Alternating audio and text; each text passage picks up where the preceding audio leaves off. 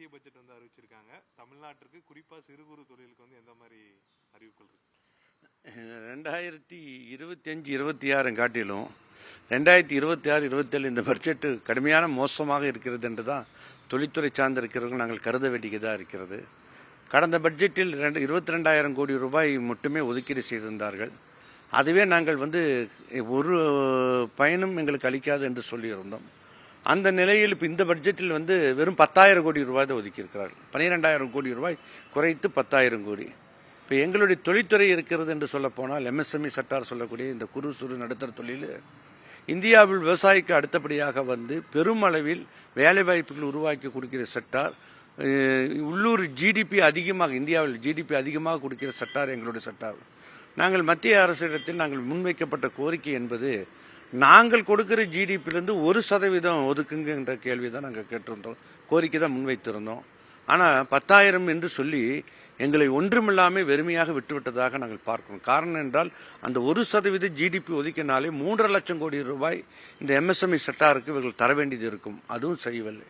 இப்போ எங்களுக்கு என்ன வருத்தம் கேட்டிங்கன்னா, இந்தியாவில் வந்து வளர்த்த வேண்டிய தொழில் இந்த உற்பத்தி துறை தான். ஏன்னா இந்த உற்பத்தி துறை தான் வந்து அனைத்து துறைகளிலும் நாங்கள் வந்து வளர்ச்சிக்கு வழிகாட்டிட்டு இருக்கிறோம். உள்ளூர் மக்களுக்கு வேலை வாய்ப்புகளையும் அரசோடைய பார்டன் கம்மியாக்கிட்டு இருக்கிறோம். இந்த சூழ்நிலையில் பார்த்தீங்கன்னா எங்களுக்கு ஏற்கனவே மத்திய அரசாங்கம் தந்து கொண்டிருந்த 15% தொழில்துறை முன்னேற்றத்துக்காக தந்து கொண்டிருந்த மானியமெல்லாம் நிறுத்திட்டாங்க. அந்த மானியம் எங்களுக்கு இப்போ வர்றதில்லை.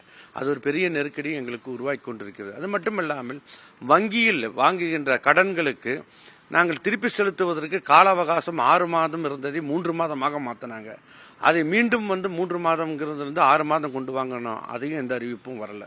இது எல்லாவற்றையும் கொடுமை என்னன்னு கேட்டிங்கன்னா, தென்னிந்தியாவின் மான்செஸ்டர் என்று அழைக்கப்படுகின்ற கோவையில் உற்பத்தி சார்ந்த நீங்கள் பார்க்கலாம் மக்களோட அன்றாட பயன்பாட்டுக்கு தேவையான வெட் கிரைண்டருங்க, பம்பர்ஸருங்க, பம்பு செட் மோட்டார்கள் இதெல்லாம் வந்து கோவையினுடைய அடையாளமாக உற்பத்தி துறை சார்ந்திருந்தேன். இதுக்கெல்லாம் 5% நீங்கள் ஜிஎஸ்டி கொண்டு வாங்க நாங்கள் கேட்டிருந்தோம். இதில் குறிப்பாக சொல்ல போனால் இந்தியாவில் எங்கும் இல்லாத அளவுக்கு இந்த கோவை மாவட்டத்தில் குறுந்தொழில்கள் ஜாப் ஆர்டர் சேவைகள் 40,000 வரைக்கும் தொழில் முனைவர்கள் ஈடுபட்டிருக்காங்க. அவள் ஜாப் ஆர்டருக்குமான ஜிஎஸ்டி நீங்கள் வந்து 5% கொண்டு வாங்கட்டும். அதுவும் இந்த பட்ஜெட்டில் எந்த விதமான அறிவிப்பு இல்லை.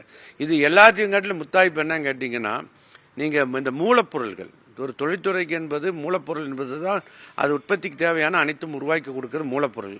அந்த மூலப்பொருளான காப்பரிலிருந்து தேன் இரும்பிலிருந்து உங்கள் ஸ்டீலிருந்து பார்த்தீங்கன்னா உற்பத்தி நிறுவனங்கள் சார்ந்திருக்கக்கூடிய குறிப்பிட்ட சில நிறுவனங்கள் தங்கத்துக்கு இணையாக அந்த விலையை ஏற்றிக்கொண்டே இருக்கிறார்கள். விலை இறக்குங்க பேச்சுக்கே இடமில்லை.